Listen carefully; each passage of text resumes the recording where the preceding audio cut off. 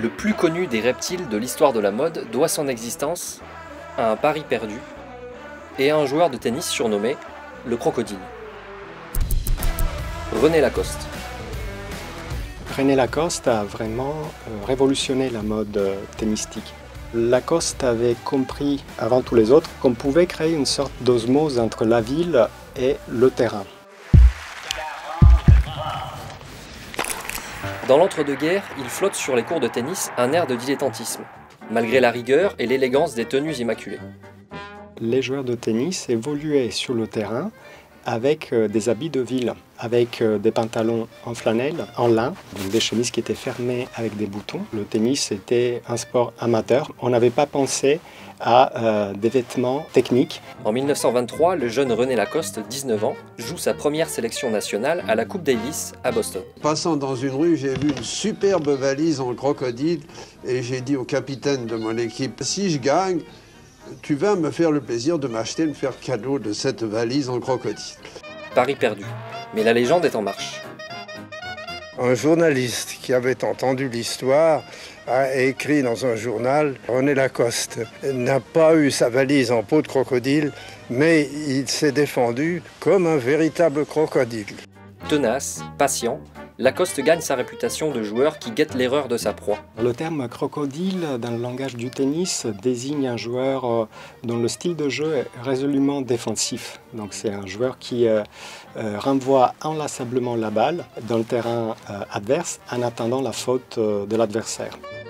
Lacoste fait broder l'animal sur une veste et fait produire des chemises en mailles respirantes. Les Français gagnent la Coupe Davis de 1927 à 1932, portée par les 4 mousquetaires.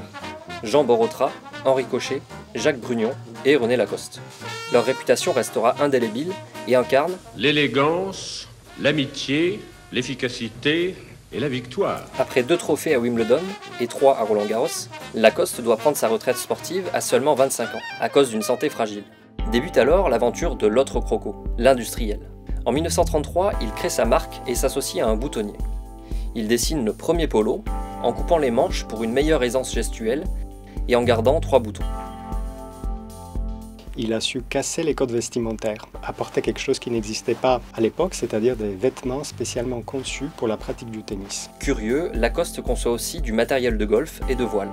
Cet industriel, attaché au progrès technique comme vecteur de puissance nationale, crée aussi une entreprise d'aéronautique. Je souhaite ardemment que le son de plus en plus puissant des moteurs à réaction et des turbines à gaz devienne le symbole de l'habileté de nos ouvriers et de la valeur de nos ingénieurs, travaillant de tout leur cœur dans nos usines françaises.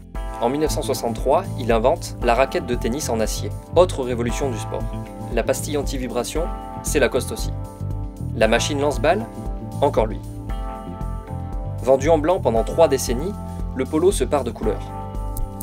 Au début, on privilégiait le blanc, qui est la couleur utilisée encore aujourd'hui à Wimbledon.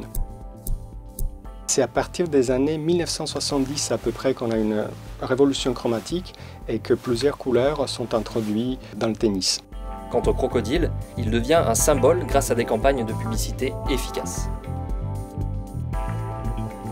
La marque ajoute des parfums dans les années 1960, puis des lunettes et des chaussures dans les années 80. Synonyme de distinction sociale, la marque est d'abord portée par des classes aisées avant d'être appropriée par un public plus large.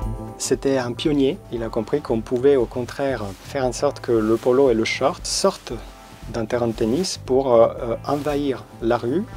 Plusieurs rappeurs en font leur emblème dans les années 90, puis lors du récent revival de cette décennie.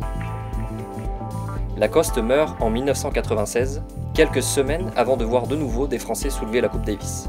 Le message du joueur au solide caractère, lui, reste bien vivant. Je crois que tous les spectateurs doivent penser à faire du sport à leurs enfants parce que c'est un moyen merveilleux de former leur caractère.